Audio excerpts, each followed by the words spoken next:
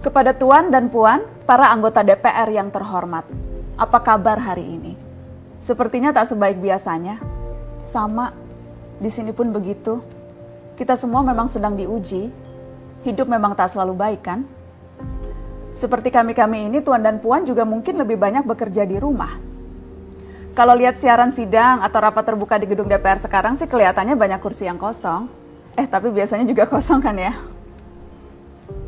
Tuan dan Puan anggota DPR yang terhormat, saya perhatikan parlemen-parlemen negara lain fokus melawan corona. Tapi rasa-rasanya isu-isu yang keluar dari Senayan belakangan kok kebanyakan tidak terkait corona ya? Kami malah membaca DPR bersemangat membahas isu-isu lain. Contohnya, rancangan undang-undang cipta kerja yang banyak ditolak karena dinilai mementingkan kepentingan investor di atas kebutuhan pekerja. Presiden Jokowi pekan lalu sempat menyatakan pemerintah dan DPR menunda pembahasan salah satu klaster di rancangan undang-undang itu, klaster ketenagakerjaan. Ini untuk memberi kesempatan mendalami substansi dan mendapat masukan dari banyak pihak. Berpegang pada alasan itu, maka sudah seharusnya klaster lain dalam RUU Cipta Kerja pun perlu ditinjau ulang. Karena yang lain juga bukan tanpa masalah, terutama dari perspektif lingkungan dan keadilan gender. Tidak cukup hanya menunda pembahasan satu klaster saja. Ada juga RUU lain yang masih nekat mau dibahas. Ada RUU KUHP yang tahun lalu diserbu unjuk rasa. Lalu RUU pemasyarakatan. Ada koruptor yang sudah ngebet pengen bebas kah? Apa kabar Pak Yasona? Terus terang saja, membahas undang-undang yang menyangkut hajat hidup orang banyak di masa seperti sekarang ini terlalu mengundang curiga. Gara-gara pandemi yang pada jatuh cinta saja berani menunda nikah loh. Ini kok DPR buru-buru banget kayak lagi kejar setoran? Tidak ada undang-undang yang tidak penting, semua penting. Justru karena undang-undang itu penting, aneh jika pembahasannya diseriusi di waktu seperti sekarang. Saat dimana perhatian dan konsentrasi kita sedang terkuras bertahan hidup di tengah wabah. Produk hukumnya pun berpotensi cacat bila tidak memenuhi ketentuan, dan rasanya belum ada aturan pembahasan RUU secara virtual.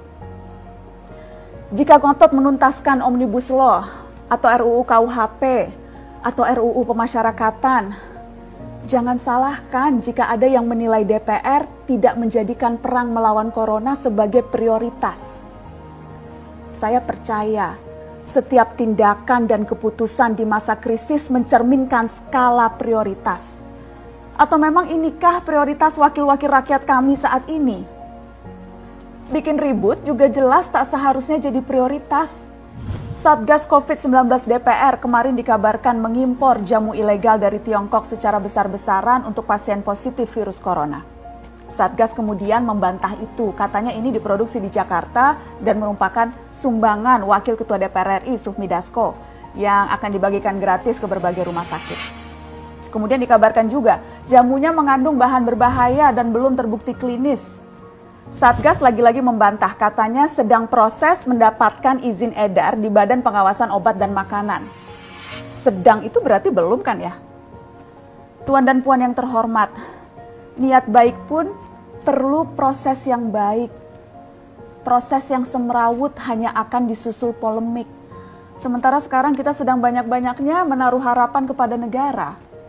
Tindak tanduk DPR salah benarnya akan selalu dilihat. Makanya sempat ramai juga warganet mengkritik Satgas COVID-19 DPR RI yang berfoto mengenakan APD saat hendak berkunjung ke rumah sakit darurat Wisma Atlet menyerahkan sumbangan DPR. Ini dinilai melukai hati masyarakat. Tenaga medis kita saja bertaruh nyawa benar karena kekurangan APD. Tidak ada yang meragukan jumlah sumbangan DPR. Kami yakin pasti banyak, namanya juga DPR, beli ribuan rapid test saja mampu, ngeborong jamu apalagi. Tapi ini soal rasa dan empati. Kecuali ya, kalau yang dipakai anggota DPR itu APD yang lain, alat pelindung dewan. Salam hormat dari kami yang kalian wakili.